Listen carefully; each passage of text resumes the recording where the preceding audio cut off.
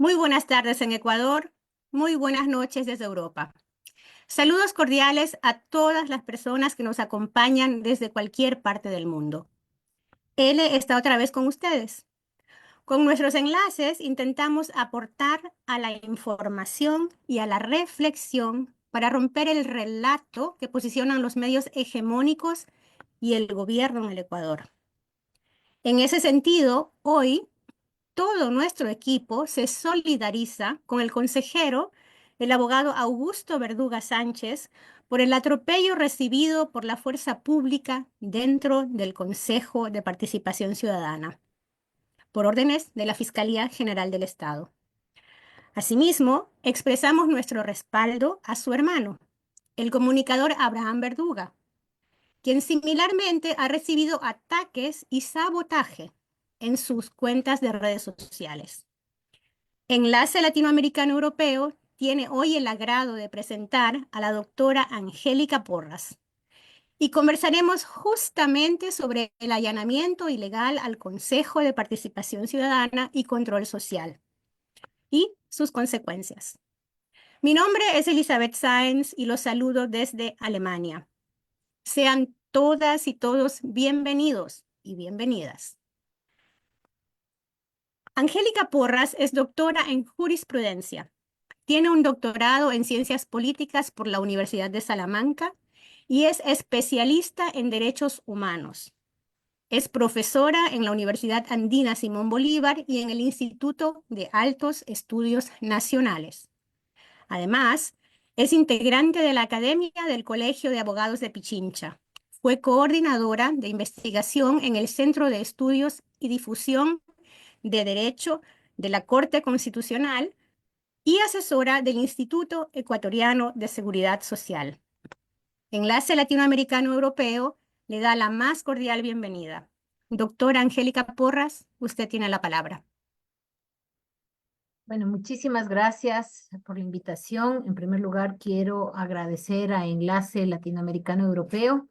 Quiero agradecer a Marta y a las otras personas que se comunicaron conmigo para establecer este espacio de discusión, de intercambio de información y poder profundizar en el análisis de lo que se está viviendo en el país.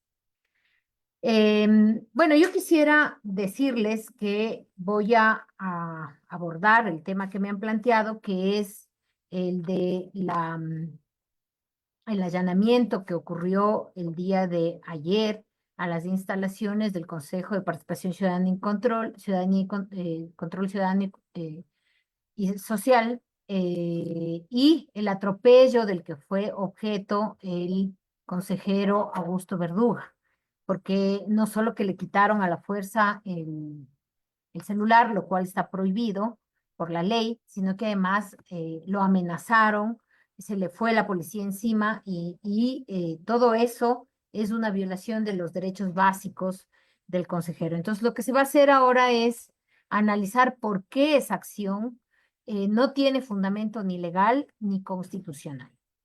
Y yo quisiera empezar analizando, en primer lugar, una tesis que es la siguiente, que lo ocurrido ayer en el Consejo de Participación Ciudadana y Control Social no es una acción aislada, es una acción que forma parte de lo que nosotros hemos denominado el lawfare o la guerra judicial.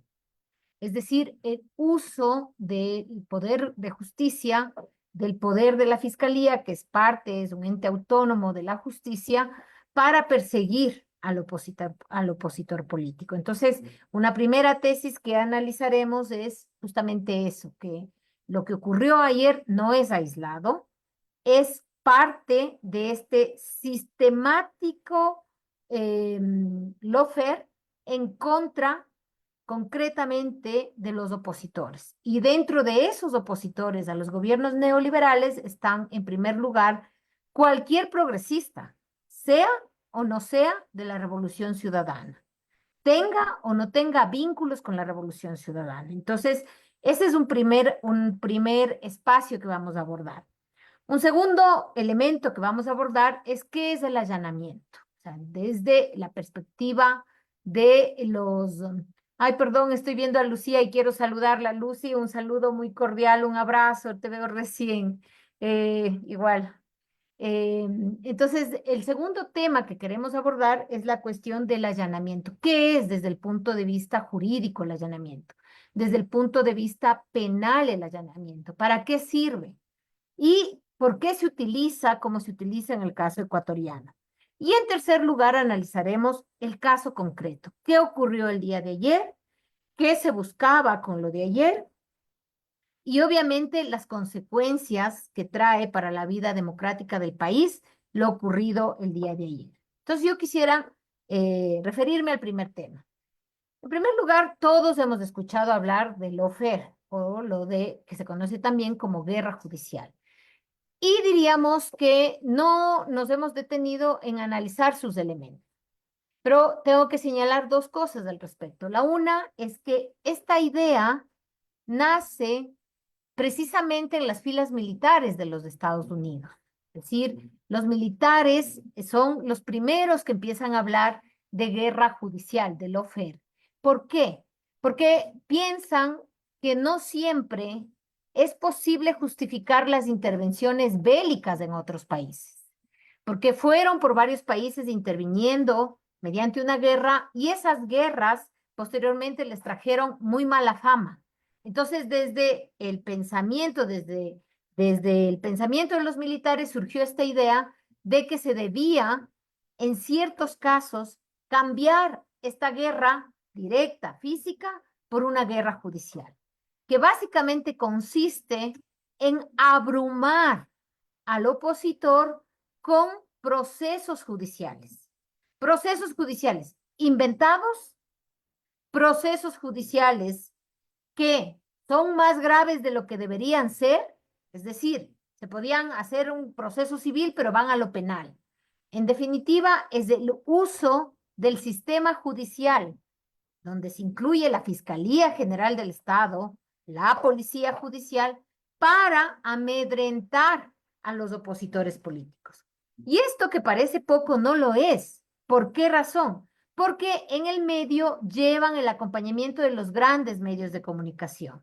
Entonces, ustedes han visto cómo, por ejemplo, el día de ayer, cuando van a hacer un allanamiento, llevan la compañía de un gran medio de comunicación, concretamente de Coavisa. Entonces, ¿cuándo cuando hemos visto que la fiscalía le avise a un medio de comunicación que va a hacer un allanamiento? Solamente en el caso de los opositores políticos. Entonces, el papel de los medios de comunicación es fundamental, no solo para mostrar lo que pasó, porque además desde un sesgo, sino también para enjuiciar, es decir, sentenciar por anticipado al supuesto investigado. Todos los que estamos aquí, todas las que estamos aquí, sabemos, perdón,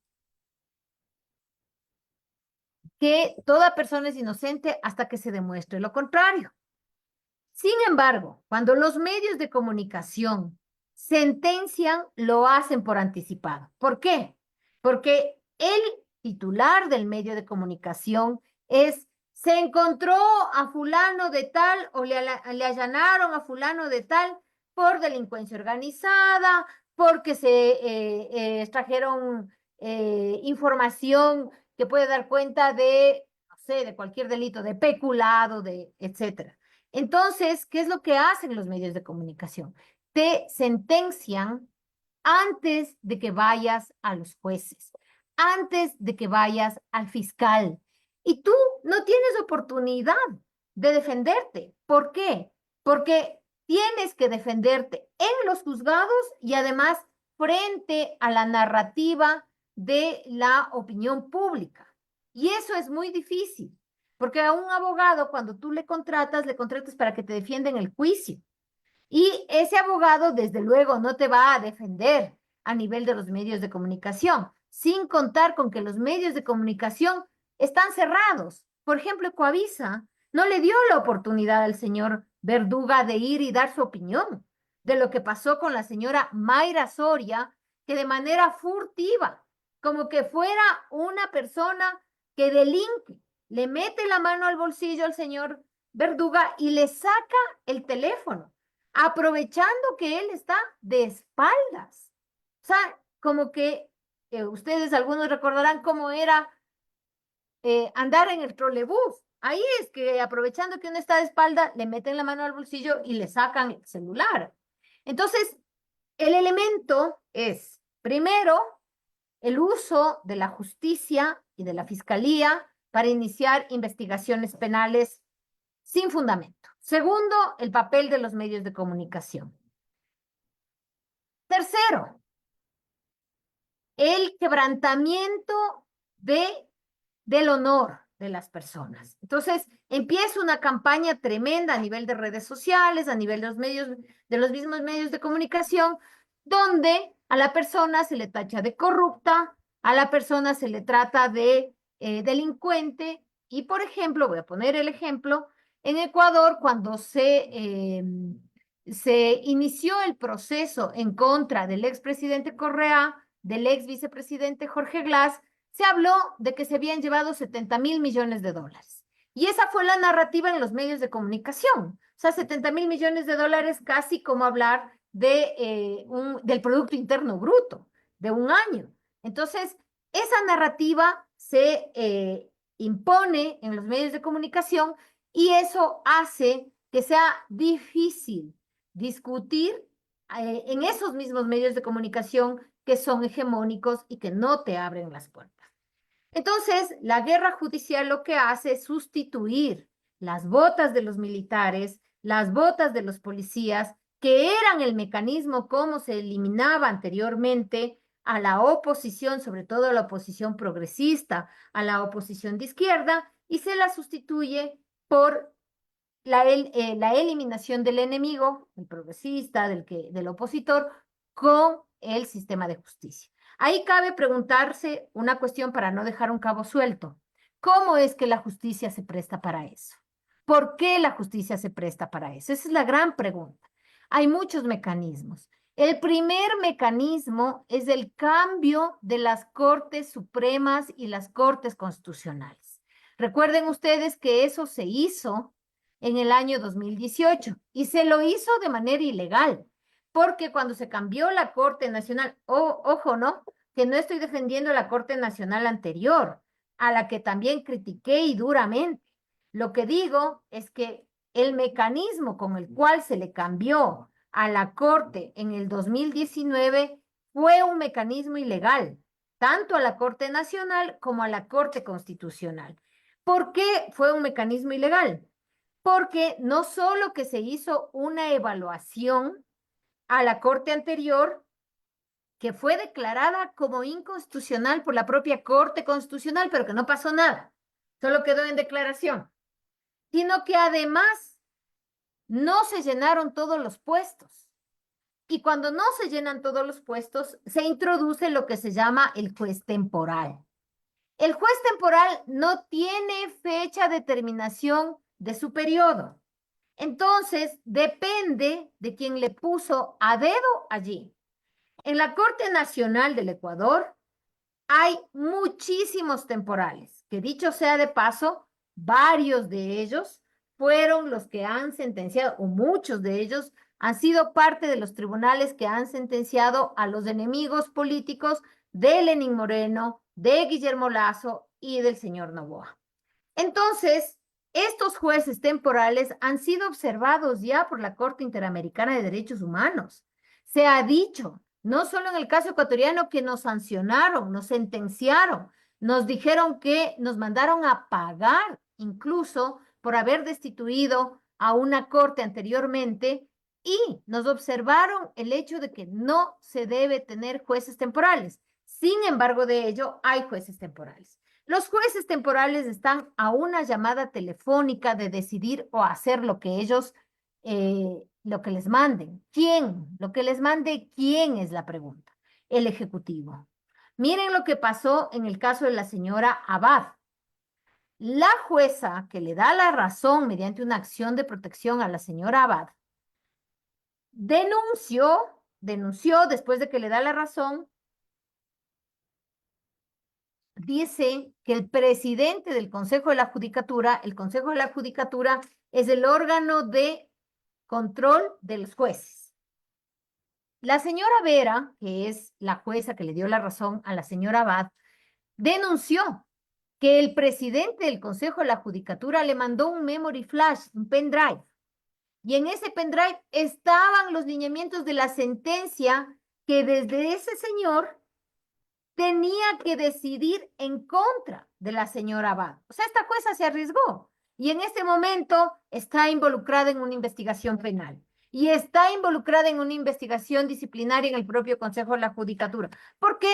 Porque la señora se atrevió a no obedecer lo que le mandaban desde el Consejo, en definitiva, lo que le mandaban desde el Ejecutivo. ¿Cómo hace el Ejecutivo para mandar en los jueces? A través del Consejo de la Judicatura. Y eso tiene mucho que ver con que los jueces no son nombrados directamente por el pueblo.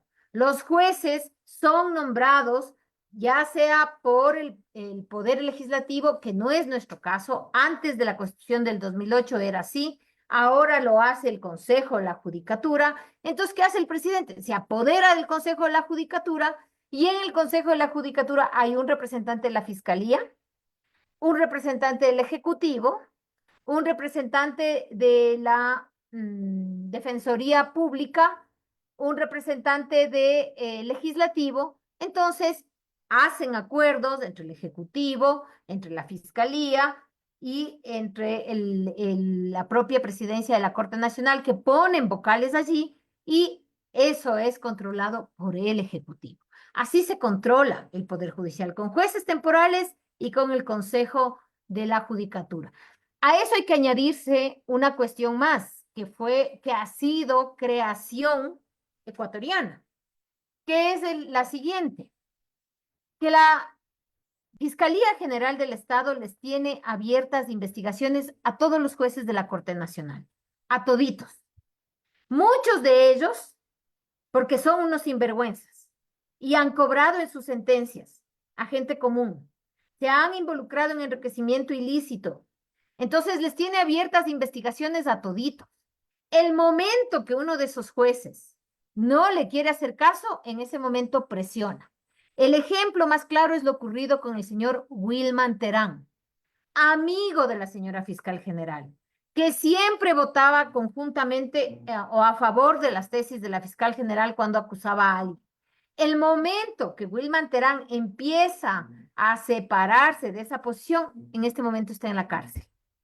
En cambio, el señor Byron Guillén, juez de la Sala Penal de la Corte Nacional de Justicia, que ha actuado en muchos casos políticos, ese señor aparece en los chats que la propia Fiscalía publica, los chats del caso Metástasis y del caso Purga, donde le acusan de haber recibido dinero, donde le acusan de no haber devuelto una plata que pidió y que luego no pudo cumplir con la sentencia que le solicitaron. Eso aparece en los chats. Sin embargo, el señor renunció a la Corte Nacional y está fuera, sin ningún proceso en contra. A ese señor le incautaron un vehículo, BMW, en el caso Metástasis, y allanaron 2 de sus casas, pero a él no le pasó nada. ¿Por qué no le pasó nada? Porque nunca se alejó de los designios de la fiscal general. Entonces, controlan el Poder Judicial con jueces temporales, con el Consejo de la Judicatura y con la apertura de investigaciones previas en contra de los jueces. Muchos de esos jueces, yo diría con toda sinceridad y con mucha pena, que el 98% de los jueces son corruptos.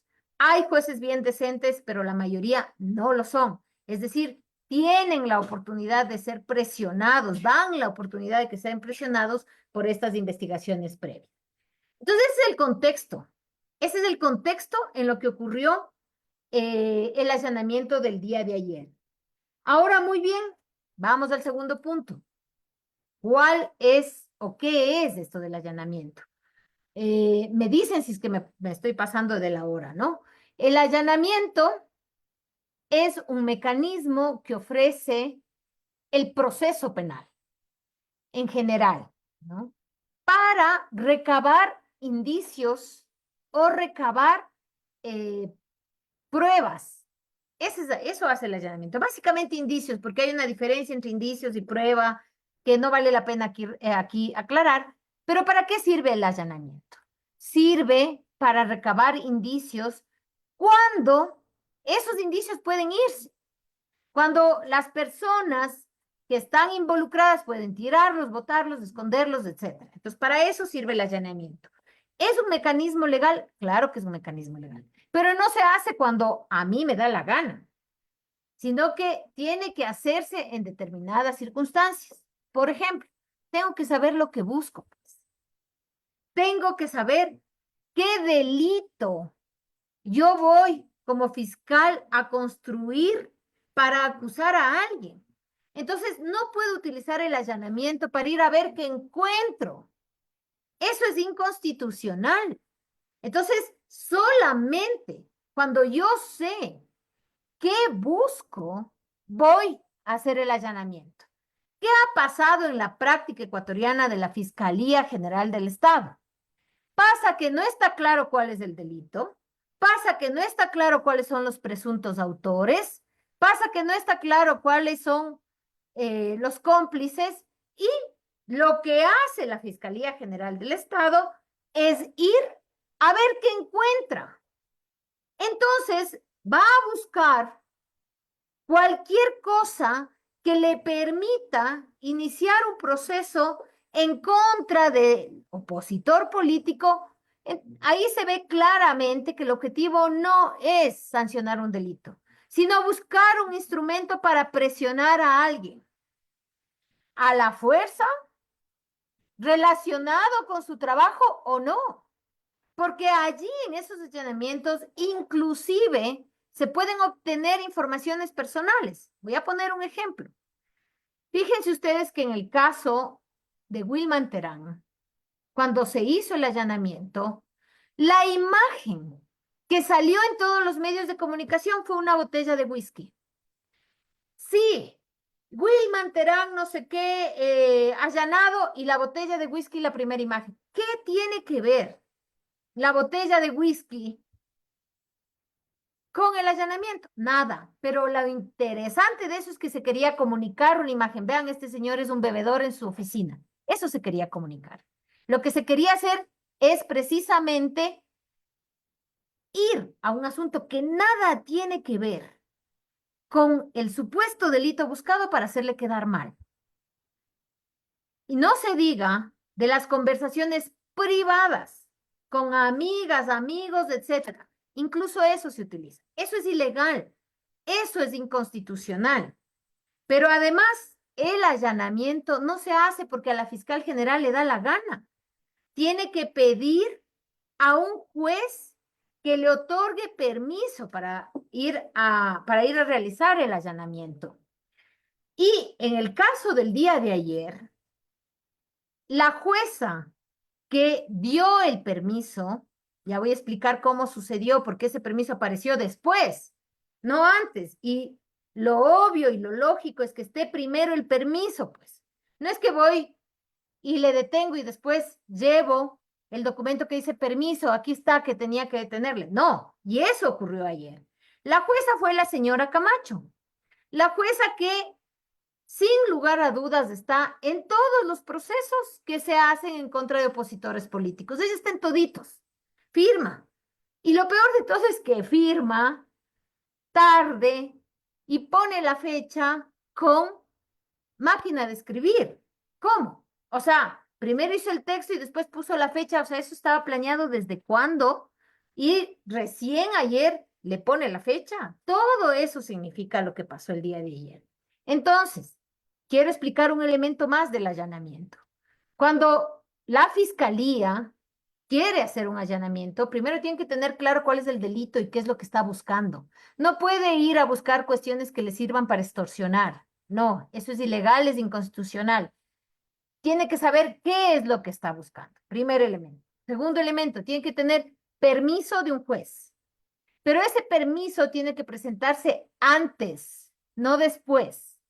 Entonces, si yo voy a allanar como fiscalía con la ayuda de la policía, un lugar, una casa, una oficina, tengo que entrar pidiendo permiso con el documento que me dice está autorizado el allanamiento. Y ese documento no fue presentado al momento que la policía y la fiscalía irrumpió al Consejo de Participación Ciudadana y Control Social. No fue presentado, lo mandaron a traer, ya cuando estaban adentro, ya cuando le quitaron el teléfono a la fuerza al señor Verduga, ahí lo mandaron a traer. Y lo mandan a traer, y resulta que está firmado por la jueza Camacho, pero está firmado a las 9 de la mañana, cuando ella estaba en una diligencia, en una audiencia. Y no es que los jueces pueden salir de la audiencia, permisito, me voy a volver firmando. No, eso está prohibido por la ley, porque hay un principio que se llama el principio de inmediación, que significa que el juez tiene que estar ahí cuando hay audiencia. Entonces, ¿de dónde? ¿Cómo es que? Ahí sí que telepáticamente firmó la señora jueza Camacho ese documento. Entonces, ese documento no fue entregado al principio, fue entregado al final. La actitud, vamos con los procederes de la señora Mayra Soria, que es la fiscal encargada por la fiscal general para ir a hacer este allanamiento. En primer lugar, la fiscal Mayra Soria no es la fiscal general. Es encargada para hacer determinadas cosas. Entonces, la delegación que le hacen a Mayra Soria tiene que ser específica. Y ella no podía ir a decir, a mí me delegó la fiscal. Tenía que ir con un documento y decir, aquí está el documento en el que me delegó la fiscal. ¿Ese documento fue presentado? No fue presentado. Entonces, no hay ese documento, ella actuó ilegalmente. En segundo lugar, ¿cuál era el objeto del allanamiento? Recoger indicios. ¿De qué? No se sabe de qué. ¿Saben cuál es el delito que dicen? Falta de cumplimiento de orden de autoridad legítima. ¿Cuál es ese delito y cómo se da ese delito? Fíjense ustedes que le nombran ya hace algún tiempo a un señor, le vamos a poner señor A, para que sea el superintendente de bancos.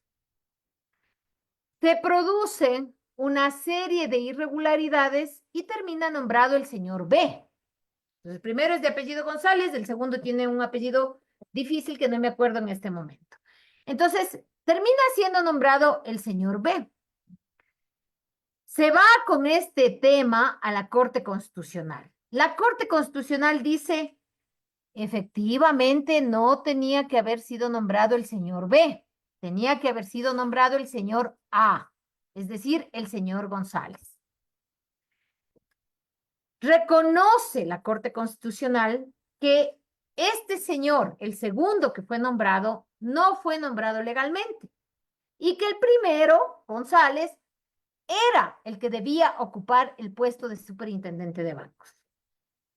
Entonces el Consejo de Participación dice, en vista de que la Corte Constitucional reconoce que no debía ser el segundo, sino el primero, lo ratificamos al primero. Cualquiera entiende esa lógica y dice, ¿cuál es el error, pues, del Consejo de Participación Ciudadana? ¿Dónde está el problema? El problema está en que la Corte Constitucional se inventó yo le llamo una tontería, que le llama situaciones jurídicas consolidadas. ¿Qué es lo que hace o qué es lo que suele decir la Corte Constitucional? La Corte Constitucional dice, lo que ha hecho fulano y tal está mal, pero como ya está consolidada la situación, no vamos a cambiar eso. Entonces, por ejemplo, voy a poner un ejemplo anterior.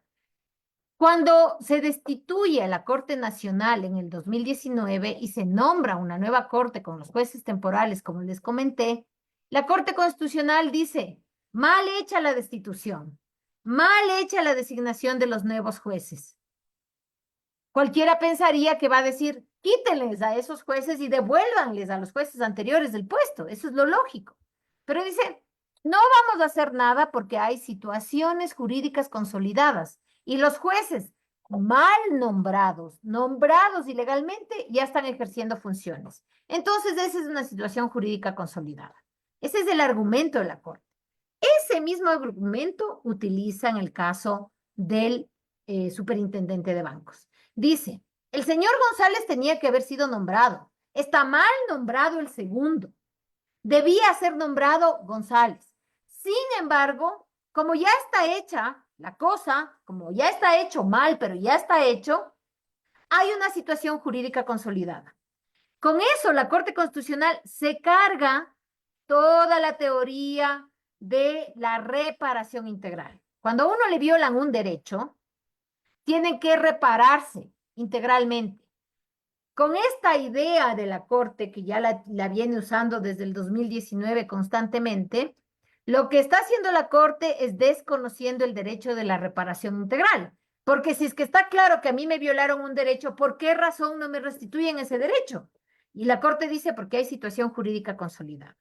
Entonces la Corte, al mismo tiempo que dice, al mismo tiempo que señala que está bien nombrado González y mal nombrado el que está ocupando su puesto, dice, pero hay una situación jurídica consolidada.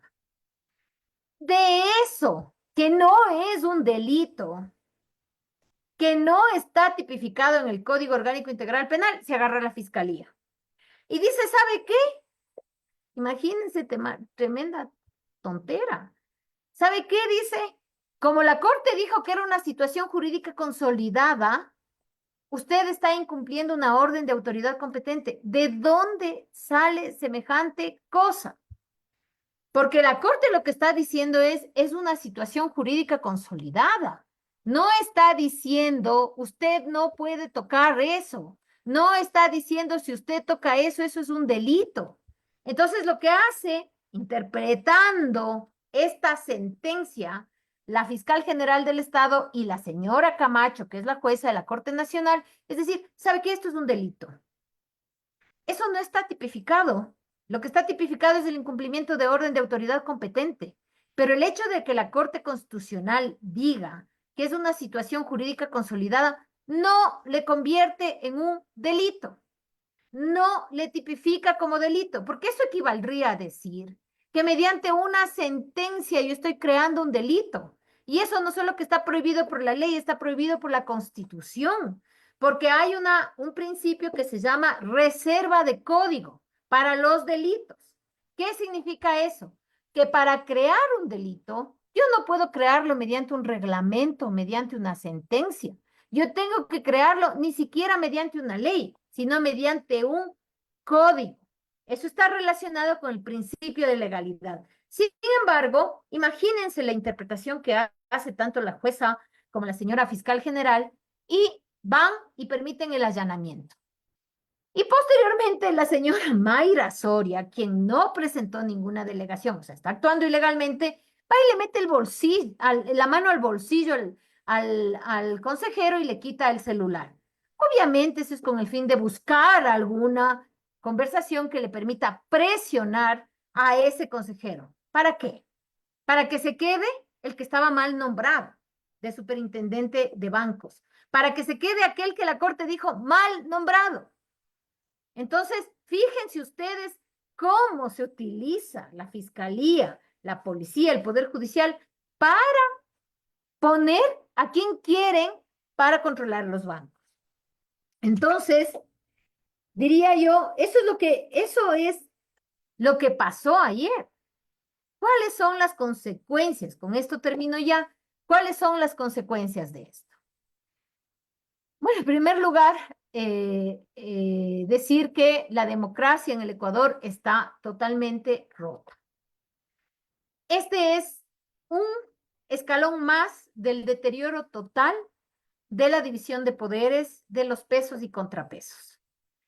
Recién venimos de un escándalo mayúsculo porque el señor presidente de la República decidió por su cuenta nombrar a 3 vicepresidentas distintas y poner a una señora unos días, a otra señora otros días, y no a quien ganó una acción de protección, que es la señora Abad, para ocupar ese puesto y que fue nombrada por el pueblo.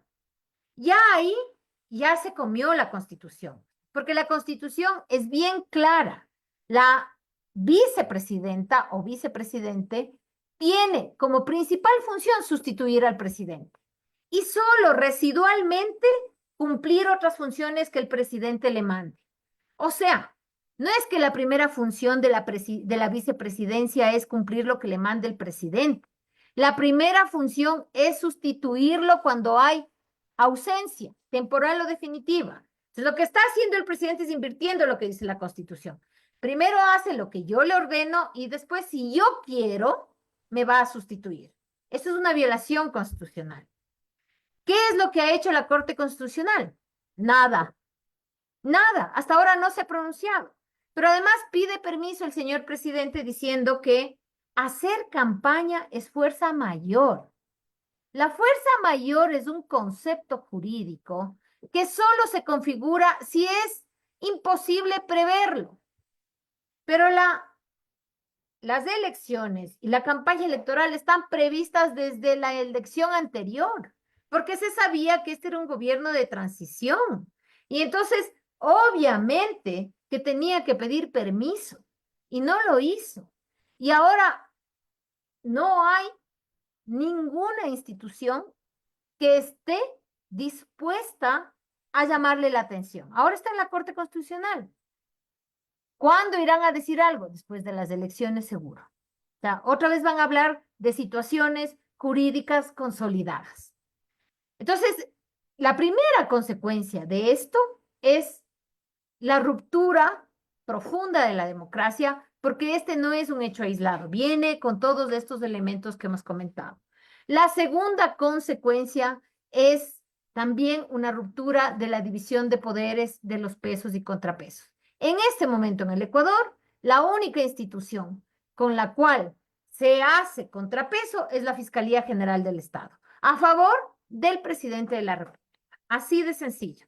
Entonces, no hay pesos y contrapesos. Pero además, se profundiza el OFER en el sentido este que he señalado, que es tanto el uso del sistema judicial y de la Fiscalía General y de los medios de comunicación para desprestigiar al opositor político con el fin de eliminar sus posibilidades de seguir en el cargo, seguramente les es incómodo, o en el caso de elecciones para influir en las elecciones. Me faltó un elemento que es muy importante. Recordemos el contexto de la desaparición forzada de los 4 niños de las Malvinas. No está, todo eso ha adicionado a la situación que estamos viviendo, porque los 4 niños de las Malvinas desaparecen en manos de la fuerza pública.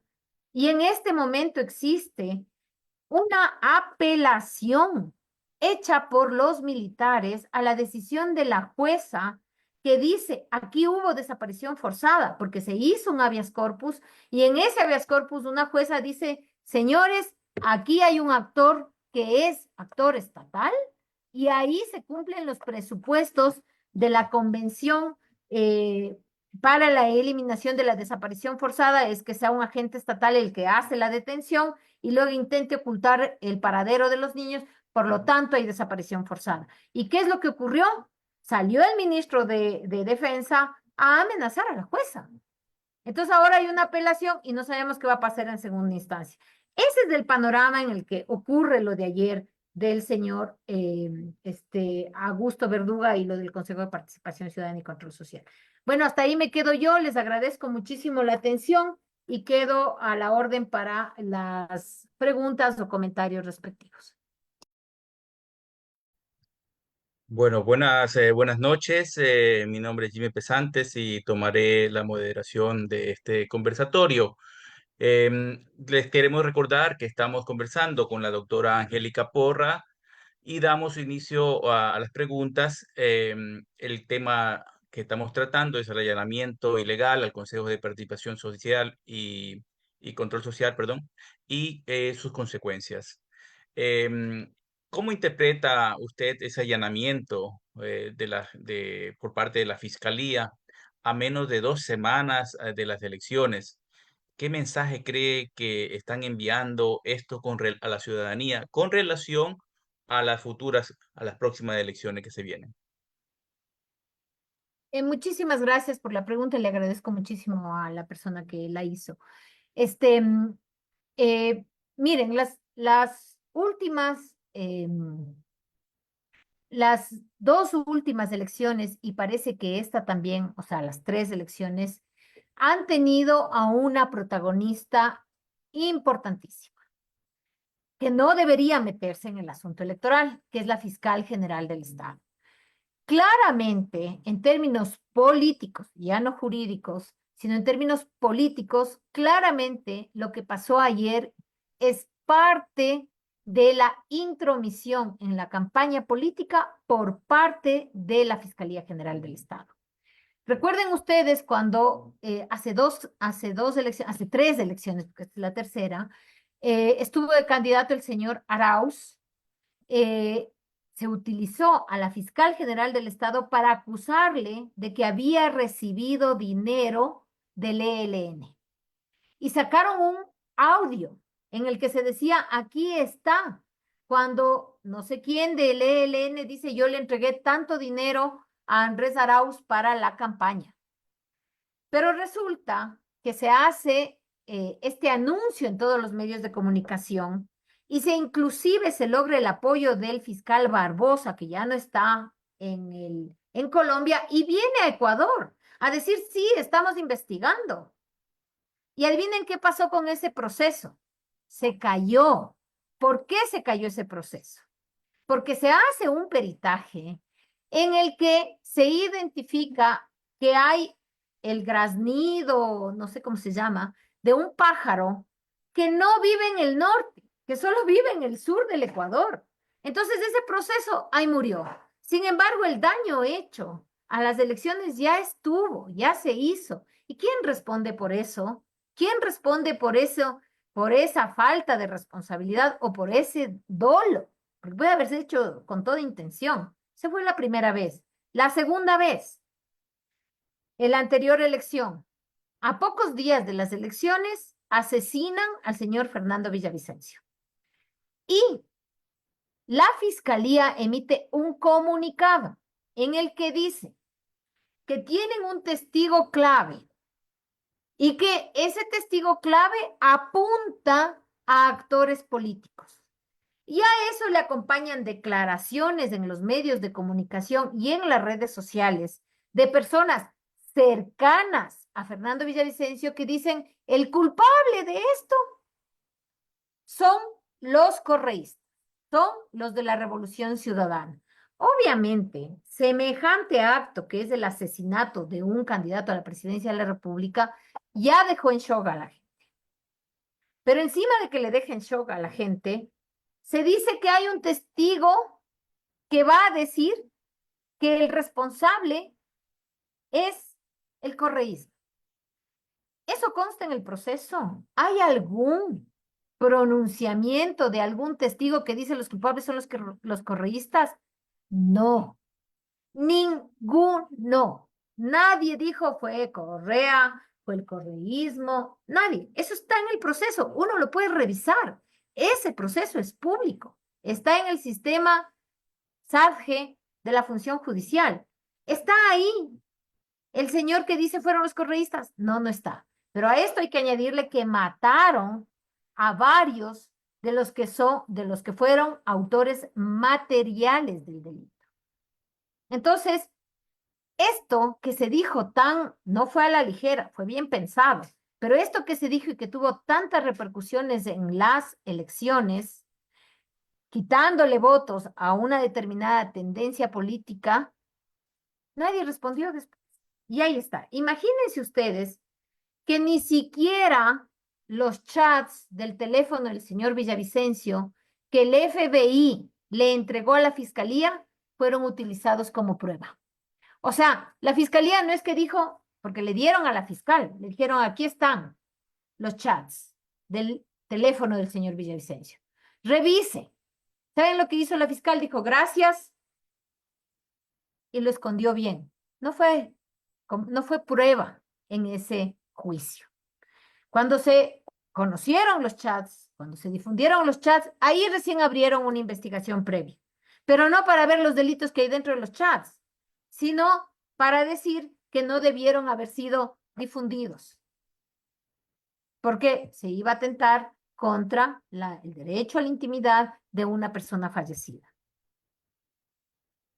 Si bien es cierto, los instrumentos internacionales de derechos humanos en época de guerra, o sea, lo que se llama el derecho humanitario, protege la dignidad de las personas, pero protege eso, la dignidad de las personas. No es que está pensado para que se protejan, por ejemplo, las comunicaciones que podrían revelar elementos claves para ver quién lo mandó a asesinar. Y ahora, en este momento, ¿por qué razón o qué tiene que ver con las elecciones?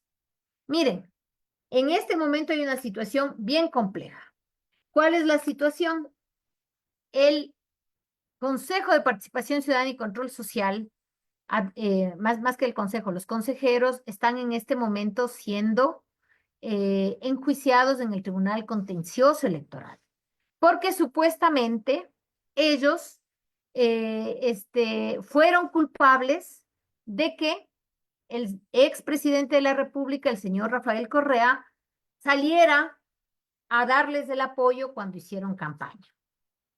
Entonces, supuestamente ellos son responsables y por esa razón están procesados en el Tribunal Contencioso Electoral con la posibilidad de ser destituidos. ¿Qué es lo que quieren? ¿Qué relato quieren imponer con el tema de ayer? Quieren imponer, tener una prueba de que había una relación entre el expresidente Rafael Correa y estos señores, los señores del Consejo de Participación Ciudadana, para poder destituirlos. Pero eso es otra cuestión, porque la pregunta que uno tiene que hacerse ahí es, ¿yo qué culpa tengo? Yo, Angélica Porras, hago un tuit y a ese tuit me lo comenta el señor presidente Rafael Correa. Yo soy responsable de lo que hace él, de que él me respalde. Soy responsable de eso. O yo puedo, tengo que decir, verán, no quiero que nadie me comente porque si no después me van a acusar a mí de rendirle cuentas, de ser de su partido político, etcétera.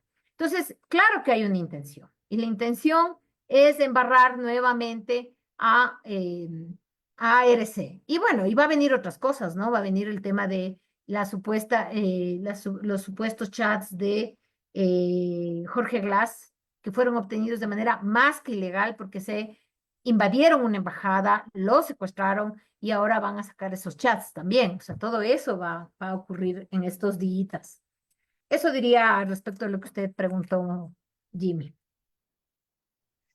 Es evidente que existe una organización detrás de este lawfare, porque de eso se trata el lawfare, ¿no? Digamos, de una actuación eh, consolidada entre políticos, jueces y también medios de comunicación.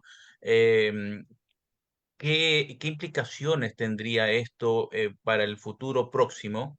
¿Qué implicaciones legales podrían dar si esto se ve a leguas como si fuese una organización criminal que está utilizando al Estado para ejecutar una acción delincuencial persiguiendo a sus oponentes, ¿no? ¿Qué se podría hacer en un futuro próximo? Bueno, yo diría que hay como varias respuestas. ¿Por qué? ¿Qué ha hecho? ¿Qué han hecho los perseguidos? ¿Por qué camino se han ido? Se han ido por el camino de de las instituciones internacionales, de las instituciones de defensa a nivel internacional, de los comités de derechos humanos de la ONU, de la Comisión Interamericana de Derechos Humanos, de la Corte Interamericana de Derechos Humanos. Ese han escogido. A mí me parece que ese no puede dejarse de lado, pero no es el más importante. Porque todos y todas las instituciones de derechos humanos a nivel internacional y sobre todo las que tienen carácter vinculante, como es la Corte Interamericana de Derechos Humanos, se demoran 10 años, se demoran 15 años. Y en 15 años, si en 7 años ha pasado lo que ha pasado en el país, estamos en manos del crimen organizado, no hay luz, no hay medicina, no hay educación, o sea, pueden imaginarse lo que significan 15 años. Entonces, realmente ese camino no se puede dejar de lado, pero no es el más importante. ¿Cuál es el camino? A mí me parece que es importantísimo utilizar las bases sociales y leales que tiene el progresismo en el Ecuador. Cierto es que quedaron muy espantados, asustados por lo que sucedió en el 2019. Pero es otra situación. ¿Por qué es otra situación? Porque en ese momento eran pocos los asambleístas, tenían mucho miedo porque acababa de romperse la ERC, pero en este momento estamos en otra situación. Vean, en este momento el grupo más grande de la Asamblea Nacional es ERC. Tienen la presidencia de la Asamblea Nacional, tienen mayoría en el Consejo de Participación Ciudadana y Control Social. Entonces, son espacios que tienen que utilizarse. Yo, por ejemplo, señalo solo una cuestión. Cuando el juicio político a la fiscal general se cayó porque ella, utilizando su condición de mujer, dijo que no podía responder, tenían que haberle puesto otro juicio político con el fin de que se evite que crea que tiene y puede hacer lo que le da la gana. Entonces, tiene que utilizarse los mecanismos que tienen, que son principalmente la Asamblea y el Consejo de Participación Ciudadana y Control Social, porque en el Consejo de Participación Ciudadana y Control Social hay una mayoría progresista en este momento que no había en otro momento. Entonces, hay una mayoría en el Consejo de Participación Ciudadana que comparte, que está de acuerdo con las ideas del progresismo en el Ecuador. Y las bases. La ERC tiene bases sociales organizadas, tiene bases sociales súper leales, que no son utilizadas en el sentido bueno de la palabra, es decir, en el sentido de la movilización. ¿Cómo es posible que no se recurra a esas bases sociales? Un tercer elemento y un cuarto elemento, los medios alternativos de comunicación.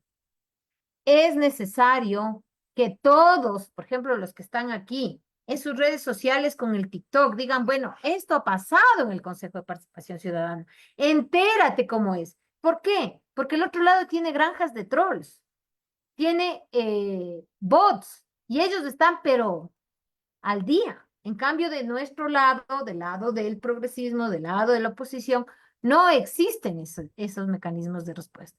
A eso hay que acudir y hay que utilizar todo lo que nos da la Constitución. No importa que perdamos en los tribunales. No importa que digan, no, usted no tiene razón. No importa, porque eso permite meter el debate. Decir, bueno, yo creo que el juez se equivocó, es esto, es lo otro, lo que haya que hacer, porque es necesario mantener a la gente informada. Desde Suecia, Edmundo Albornoz quiere hacer una pregunta. Por favor, Edmundo, tu micrófono. Sí, buenas noches y gracias por su ponencia. Bueno, Jimmy se me llevó la pregunta.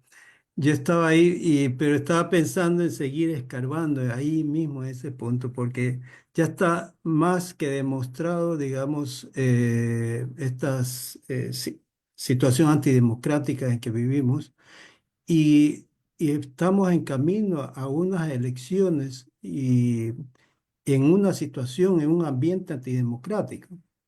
¿Serán permitidas, serán aceptadas esas elecciones? Porque yo creo de que incluso perdiendo las elecciones, Noboa, no lo va a permitir.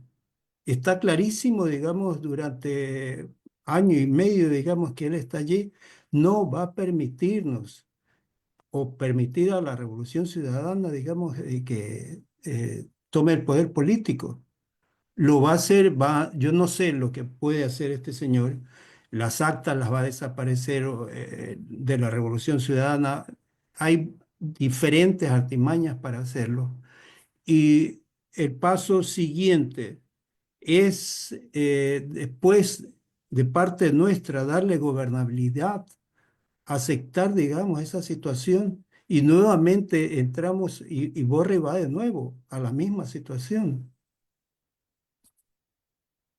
Em, Me parece que lo propuesto por Edmundo es muy importante de analizarlo con toda la seriedad. Yo sí creo que es posible un fraude electoral. No hay control sobre el Consejo Electoral. La señora Diana Tamaín ha dado muestras muy contundentes de que está al servicio del señor Noboa.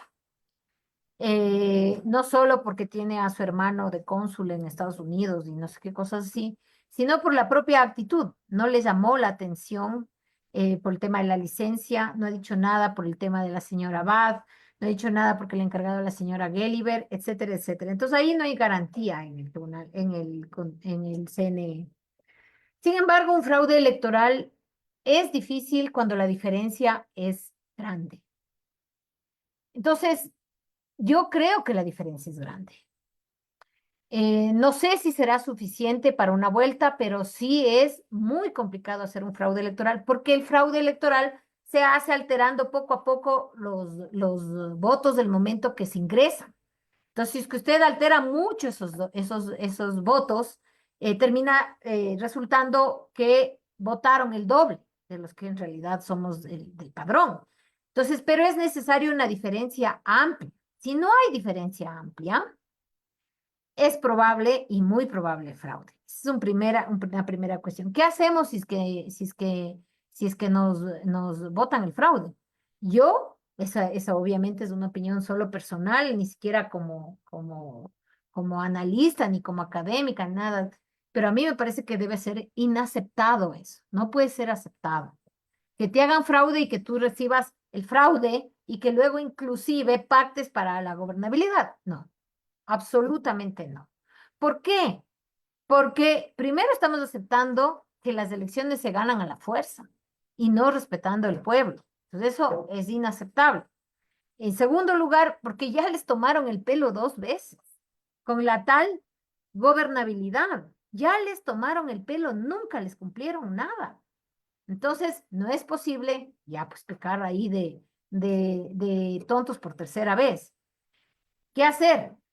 Yo sí creo en la movilización social. Yo sí creo que si no nos movemos, nos van a robar el país. En este momento estamos hundidos en el narcotráfico, en la violencia, en la corrupción. No esa corrupción que dicen de los sobreprecios. No, no, no. En la corrupción del narcotráfico, en la que mata, en la que no le importa desaparecer niños. En esa corrupción estamos hasta aquí. Entonces, lo que nos toca es arriesgarnos, porque nos van a dejar sin país, ya no tenemos a dónde volver a ver.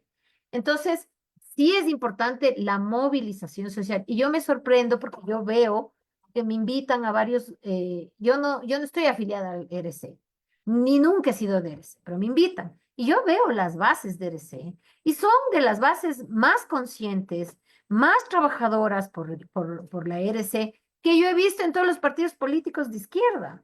Entonces, a mí me parece que ahí hay un potencial desperdiciado. Hay que movilizarse, no podemos aceptar que nos roben descaradamente las elecciones. Esa es mi opinión. Ahora, obviamente, ahí hay tantos filtros que hay que conversar y todo eso que no sabemos por dónde ir, ¿no? Y obviamente hay que presentar las acciones legales de ley, pero cooptada como está la justicia, no hay mucho, no hay. Una última pregunta desde Colonia, Alemania. Elizabeth Sáenz, por favor. Sí, muchas gracias. Y gracias, Angélica, por la ponencia. Realmente, ¿qué decir? Toda esa podredumbre, ¿no? Que vemos que hay en nuestro país y sobre todo en este sistema de justicia. Yo quería entender un poquito mejor cómo se llega a ser juez del Consejo de la Judicatura, porque nos habías dicho que son nombrados por ellos mismos prácticamente, un representante de la Fiscalía, un representante del Ejecutivo, un representante de la Defensoría Pública y uno del Legislativo. Y si vamos a ver quiénes están en este grupillo, digamos así, diría yo son los mismos. Me parece trágico. Y la pregunta es, ¿está establecido realmente esto por la Constitución, cómo se elige en estos jueces? Y tal vez sería menester hacer una reforma en este sistema, ¿no? Porque realmente estaba justamente a la par yo viendo cómo se eligen los jueces aquí en Alemania, ¿sí? Y aquí en Alemania los constitucionalistas, pues ellos en parte es por el legislativo, ¿sí? Y luego también Claro, es por lo otra, lógico. sí, o sea, son primeramente nominados, por decirlo así, y luego se va a votaciones, ¿sí? Y también hay otra, bueno, hay otra, qué sé yo, otra institución estatal que no la tenemos nosotros en nuestro sistema político y gubernamental, que también proponen y luego se hace elecciones, ¿no? No sé, yo creo que habría que preguntarse si es que realmente esto que tenemos en Ecuador, porque es que no No vale, funciona por ningún no lado. vale. ¿Qué me dices al respecto? Totalmente de acuerdo con Elizabeth. Verán, quiero aclarar algunas cosas, ¿no? Hay altas cortes en el Ecuador. Entonces, ¿cuáles son estas altas cortes? Son dos, la Corte Constitucional y la Corte Nacional, que en otros países se llama Corte Suprema de Justicia. Y en otros países, como en el caso alemán, es uno solo, o sea, están ahí. Es el Tribunal Federal, me parece que se llama. Entonces, están juntos. En Estados Unidos, Corte Constitucional y Corte Nacional también están en la Corte Suprema. En México también están juntos.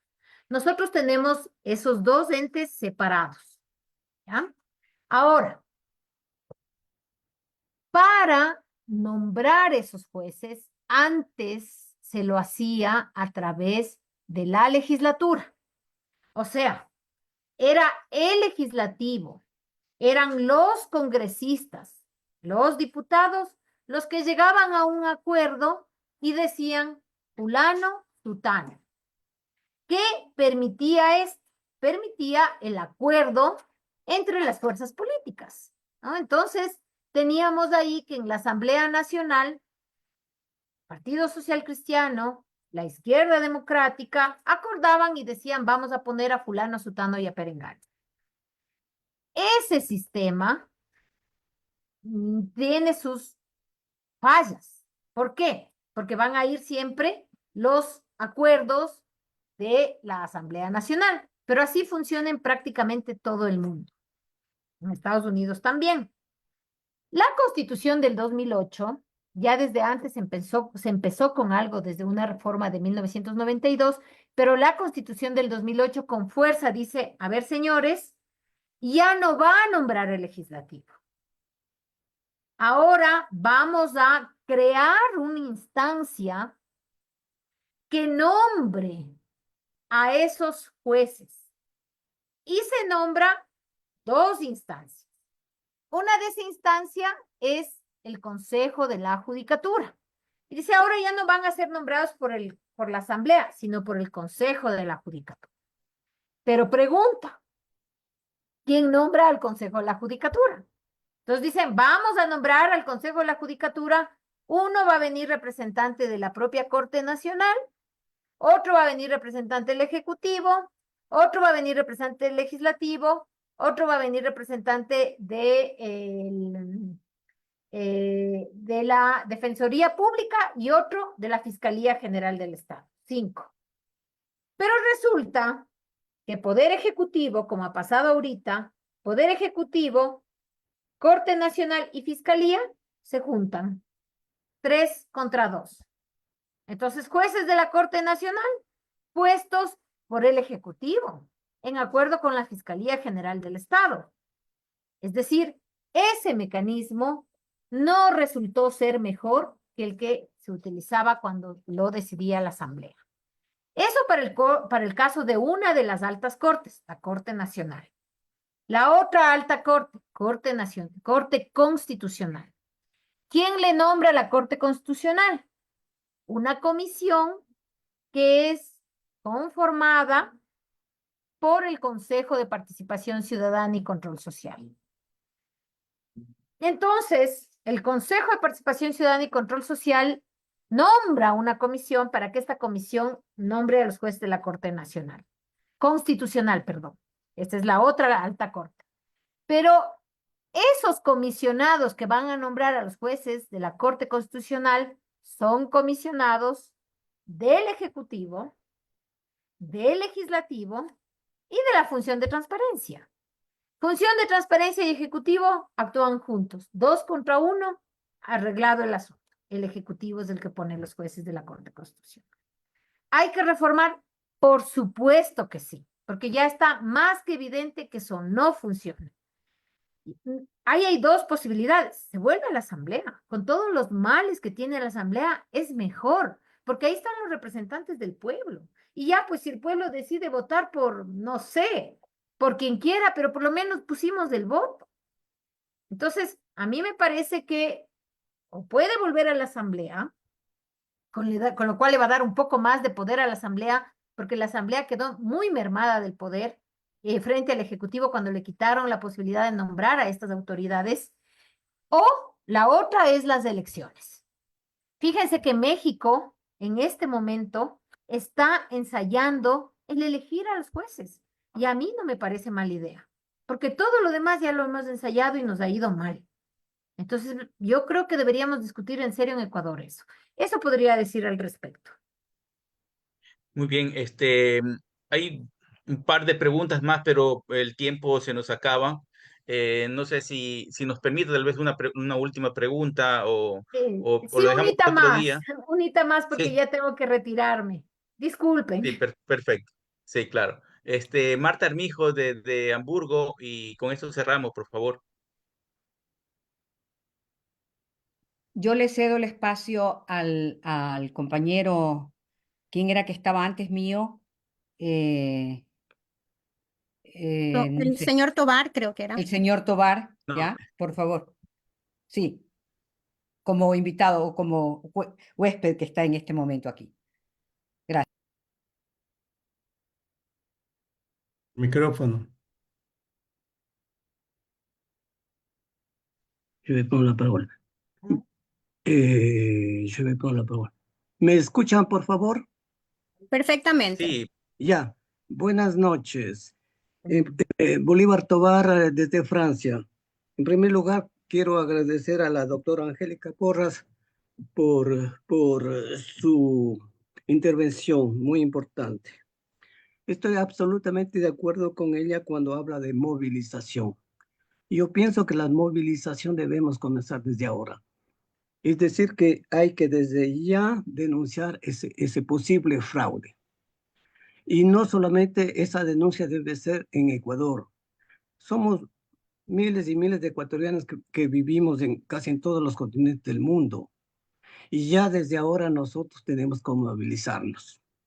Les informe para terminar que el jueves que llega 30, esta semana, 30 de enero, nosotros, los militantes de Revolución Ciudadana 5, región parisina, vamos a organizar un mitin en la Plaza de la Bastilla, y ahí vamos nosotros ya a tomar este tema de denuncia de posible fraude. Muchas gracias. Excelente, me parece excelente. bueno, entonces concluyamos esto, el conversatorio con doctora. Tal vez unas últimas palabras para nuestra audiencia. Bueno, primero nuevamente agradecerles por el tiempo, por la invitación. Yo siempre me quedo muy agradecida y muy emocionada de escucharles y ver el entusiasmo que tienen ustedes que están lejos, que no se olvidan de su país, que están interesados en lo que pasa en el Ecuador, además de que han sido los que han sostenido al país en las grandes crisis, ¿no? Yo les agradezco por eso. Y bueno, y les pido que sigamos en la lucha, que es difícil, pero no hay que abandonar, porque esta es nuestra tierra, ¿no? Eso nada más. Muchísimas gracias. Muchísimas gracias. Agradecemos a nuestra invitada, la doctora Angélica Porras, por compartir su tiempo y sus perspectivas. También agradecemos el apoyo de nuestros voluntarios y a la audiencia presente en este conversatorio. El Enlace Latinoamericano Europeo es un proyecto creado por ecuatorianos migrantes que buscan construir juntos un espacio de integración y unión en aspectos culturales, sociales y políticos de manera participativa y consensuada. Los invitamos a seguirnos en nuestras redes sociales y nos vamos viendo hasta la próxima. Muchísimas gracias. Adiós.